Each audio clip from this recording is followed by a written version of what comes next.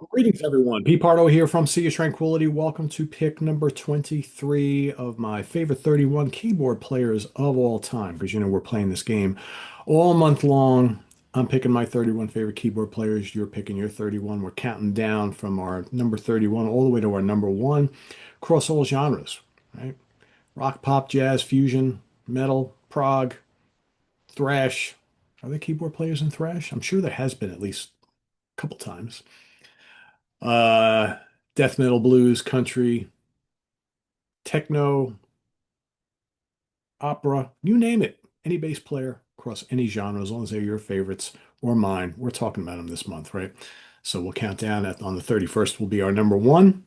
Then we'll do some honorable mentions at the end as well. So for today, a wonderful keyboard player who's no longer with us, but boy, did he contribute some great stuff throughout the years in the realms of jazz and fusion and pop as well.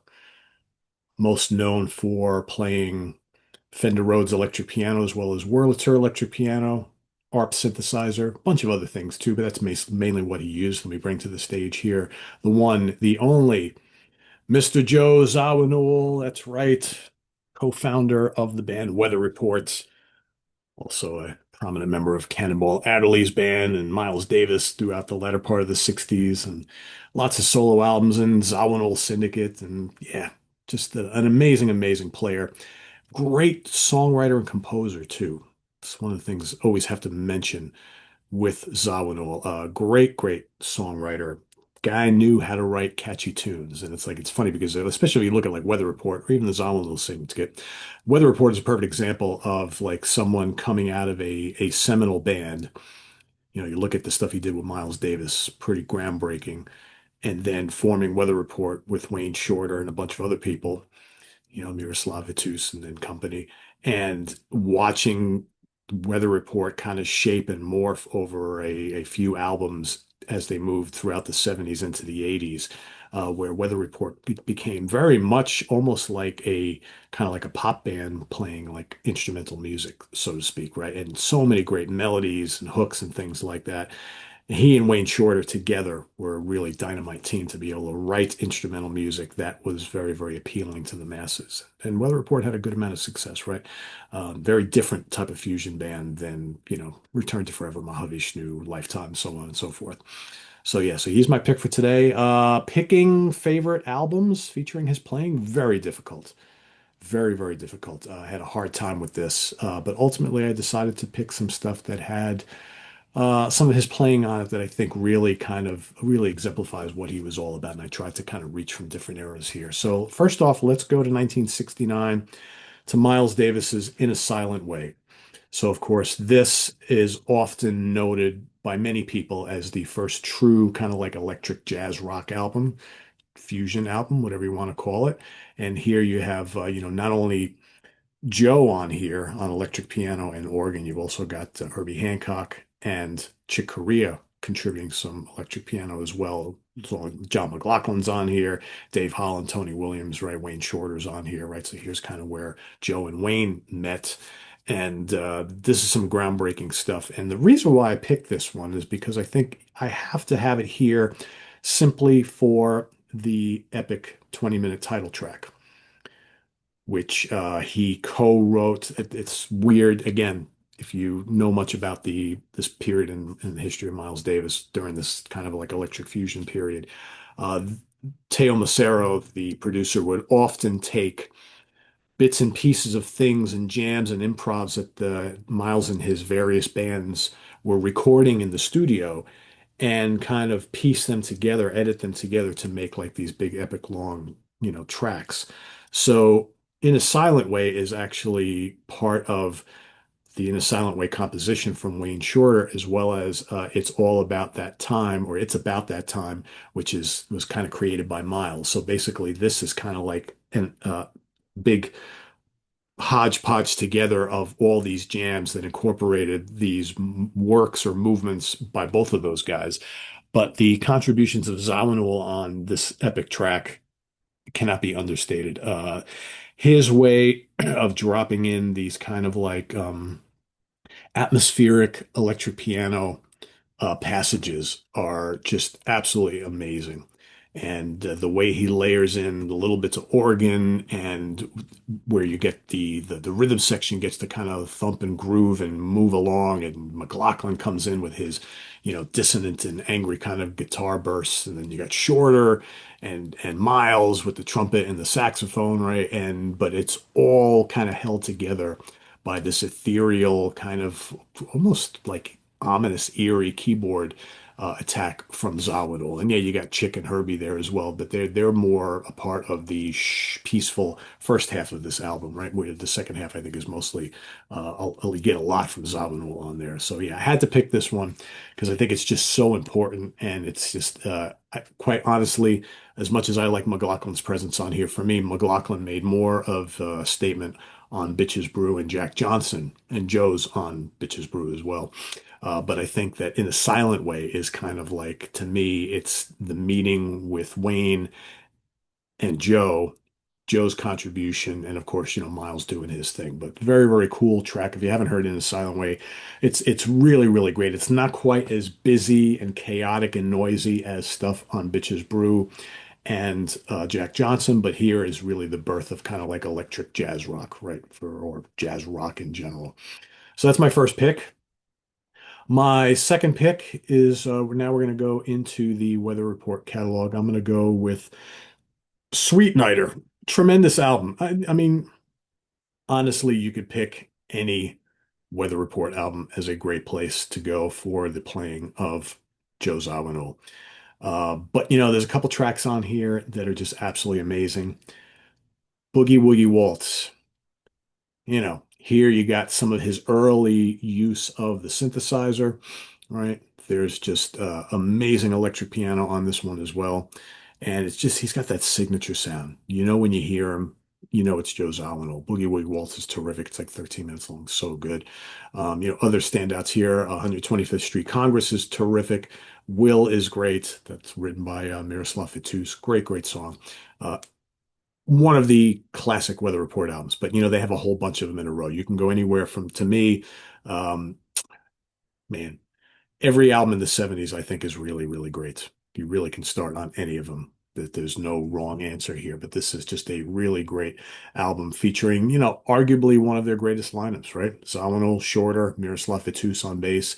You got Andrew White on bass guitar also, because this is right towards the end of Miroslav's tenure in the band.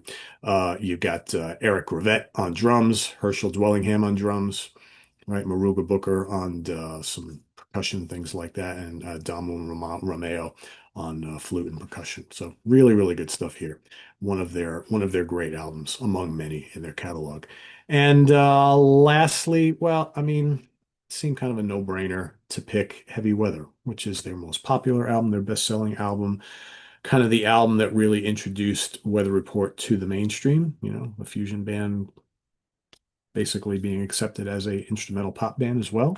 Here we have the first full album with Jaco Pastorius on bass. He did appear on a couple tracks on Black Market, the album before, but here he is a full-fledged member of the band. And this was like a million seller here in the States. Kind of crazy for an album like this, right?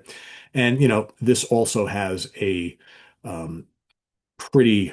There's a couple of like legendary lineups of the band. So here you have Zawinul on, of course, all sorts of synthesizers here. He's playing the ARP 2600. He's playing the Oberheim, which he would use quite a bit throughout the years going forward. Here you got grand piano. You got Rhodes electric piano.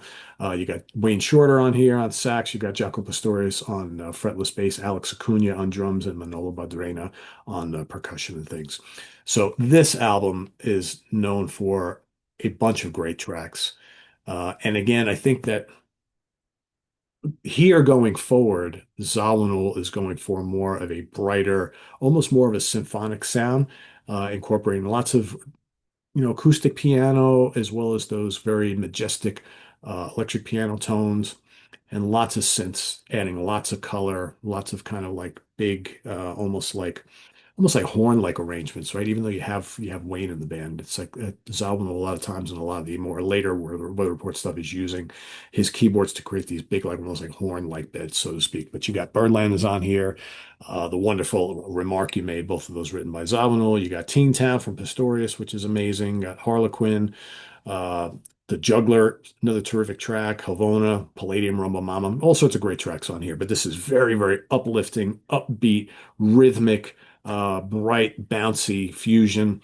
And Zawinul is all over the place on here. A lot of people cite this album. This is like Pastorius's album. Well, I think, Wayne and Joe are just as much a big part of this album as Jocko. Great, great stuff. So, and as far as my favorite song, again, almost impossible here.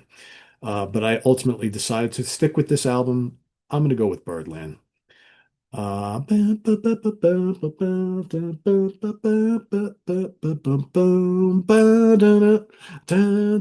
that kind of like that orchestral, like almost like big band horn type of thing going on that Joe's doing on here. And then, there's the amazing synthesizer solo late in the song, right? He's got some wonderful piano things happening on here. It's just a masterful track, whether you call it jazz or fusion or just instrumental pop, right? It's so catchy, it's so hooky, and it's Zawinul wrote it, and his mark is all over it.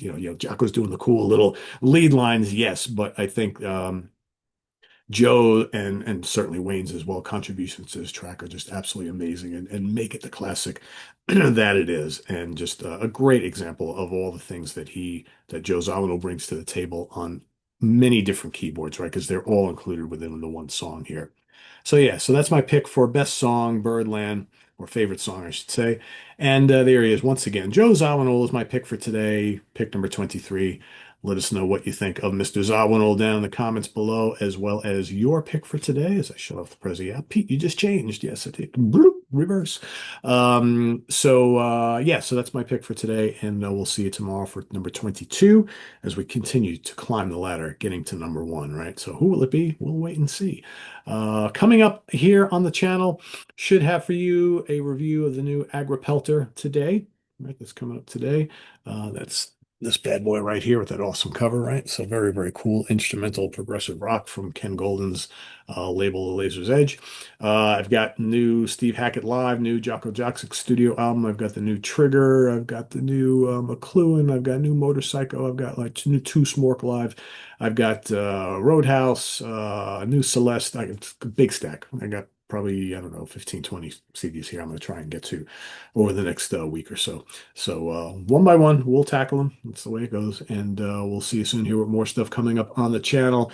We've got hopefully the professor's picks. I was talking to Ken yesterday, and it's going to be a little bit of a light week, so you may or may not have an episode. We'll kind of wait and see. We're in a wait and see pattern. Plus, I have like a million things going on here at the house, and I'm taking some time off, and so we'll see what happens. So that you'll either have that on Friday or you won't. And then Saturday, you've got the UK connection, where we'll be looking back at the year 2014, looking at the albums we picked as our 10 favorites that year, 11 years ago, and seeing how well that matches up with what we would pick as our favorites of that year today, right? So that's coming up on the UK Connection. Then, of course, Sunday, I will be ranking the albums of the very cool catalog from Florida hard rock band Axe. Hard rock, melodic rock, AOR, a little bit of metal. They kind of did a little bit of everything. Kind of hard to pigeonhole Axe into one style. 7 very cool albums. I'm ready to go. I'll probably be recording that today, so you have it up on Sunday. Very, very good catalog. Great vocals, killer guitar work, lots of memorable songs. A band that should have been much bigger than they were. So, but yeah, so that'll be coming up on Sunday. And yeah, that's about it. And we'll see you soon. I am Pete Pardo. Thanks for watching. Visit us on the web at www.seatranquility.org. We're on Facebook, we're on Instagram and YouTube all the damn time. Please subscribe if you haven't already, and click on that notification bell so you get alerted of all of our content as it posts. And please do hit the like button before you leave. Also down below, get the links, all those links for you to help out the channel, merch page, Ko-Fi page, right? The memberships, Cameo, right? If you want me to do a personalized video for you, all this is down below. Thanks in advance for all your support, folks. Greatly appreciate it. And thank you, folks, for making the Instagram page such a success we've got going on now. past 500 followers. We're inching up to 600 and now over 30,000 views in like a week and a half. It's crazy, right? So I'm trying to post stuff daily on the Instagram, little pics and things and little short videos and stuff, all related to kind of what we do on here in the channel and music in general and stuff like that. So, and me. So if you want to get a little bit more insight into what I'm doing, go over there, head it over there. So anyway, thanks for watching, everybody. I'm Pete Pardo. We'll see you tomorrow morning for another one. Take care. Bye-bye.